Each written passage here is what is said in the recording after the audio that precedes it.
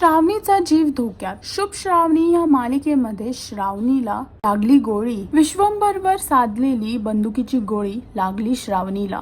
लाडकी बहीण योजनेच्या मागे पोरींचा बाजार मांडला हा आरोप लागला आहे विश्वंभरवरती आणि त्यासाठी त्याच्यावरती गोळी साधली गेली आहे. पण इथेच विश्वंभरला वाचवण्यामध्ये श्रावणीला लागली गोळी. श्रावणीचा जीव आता आहे धोक्यात. आता श्रावणी सोडणार का शुभंकरची साथ? श्रावणीला हॉस्पिटल वेळेवर पोहोचवलं जाऊ शकतं का?